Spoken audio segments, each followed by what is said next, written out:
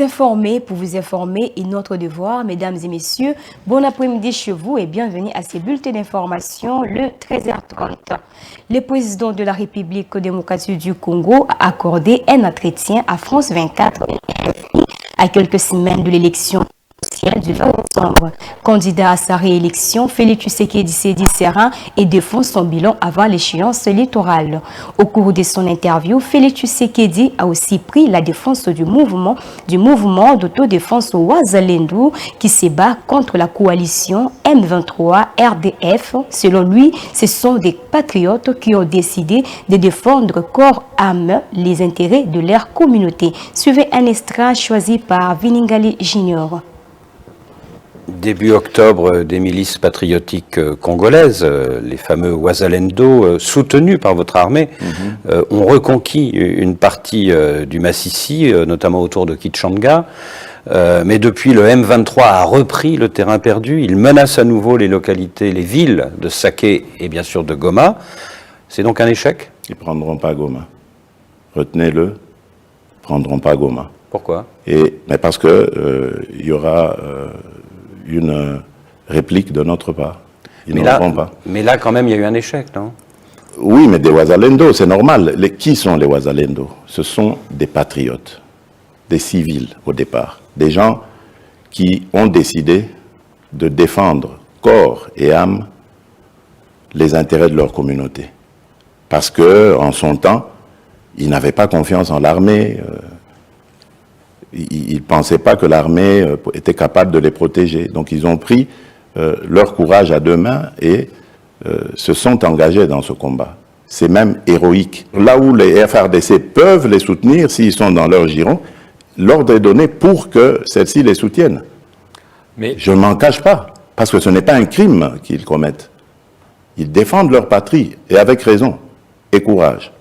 Mais pas ce sont des héros, pas des criminels comme le M23 et le RDF du Rwanda. Alors, pour tenter de retourner la situation en votre faveur, vous avez aussi eu recours à des compagnies de sécurité occidentales, une française, Agemira, une roumaine, Congo Protection.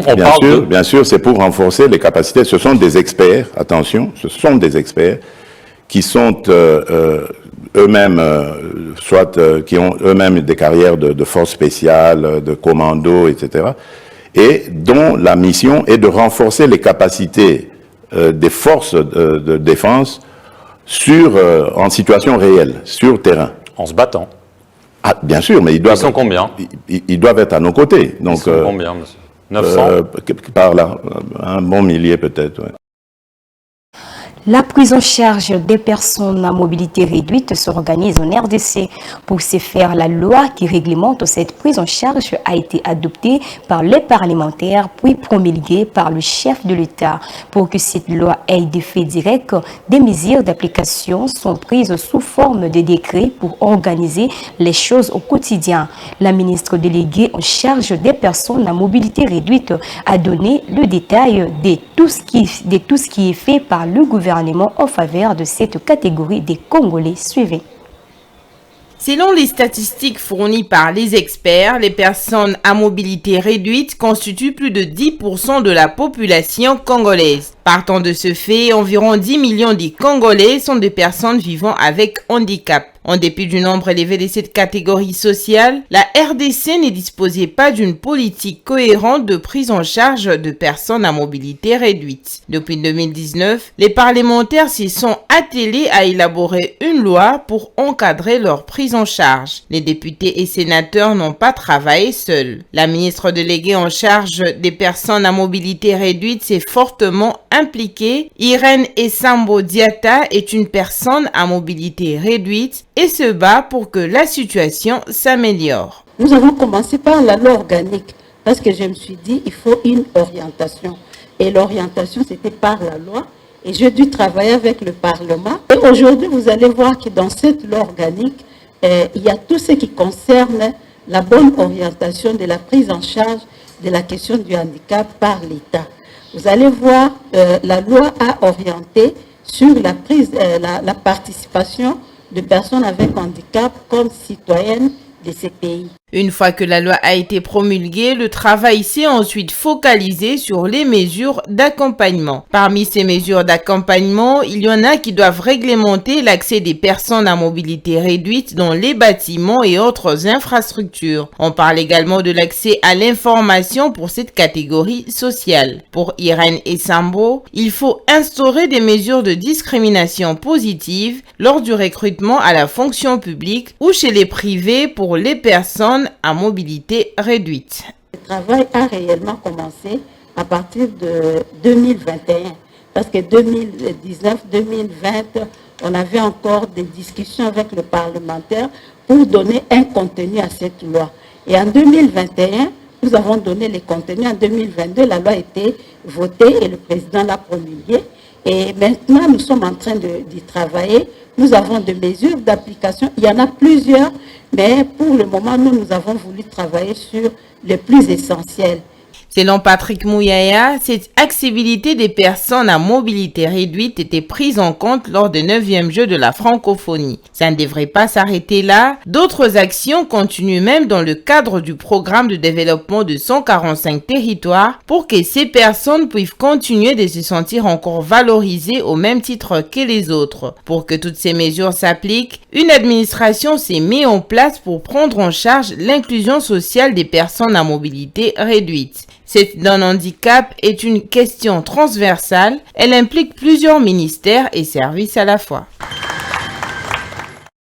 Et pour finir, la circulation a été paralysée ce vendredi 17 novembre 2023 à la hauteur de la route bypass de la commune de Mongafula de l'avant-midi suite à un embouteillage sur la voie de Matadi-Kibala, route qui mène vers la province du Congo central, occasionnée par la chute des camions remorques, une situation qui a pénalisé non pas seulement les écoliers, mais aussi les travailleurs et les commerçants qui ont été contraints de marcher à pied. Ranta Loela et Dio Chilombo.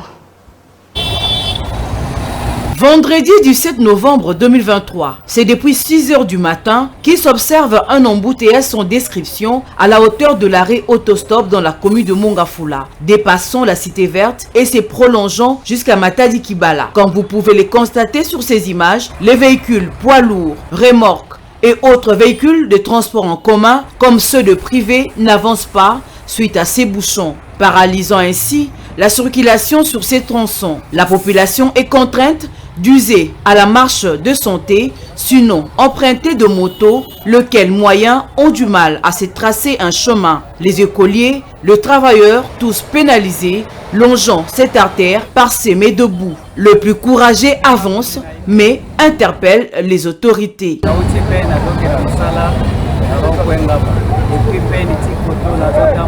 Je viens de Lupin, je me rends au travail vers Rond-Point-Ngaba. J'ai quitté Lupin jusqu'ici à Mongafula, précisément vers l'Université catholique du Congo à pied. Il n'y a pas de transport suite à cet embouteillage monstre. J'ai mon argent en poche, mais je suis contraint de marcher à pied. Vraiment, que les autorités nous trouvent une solution.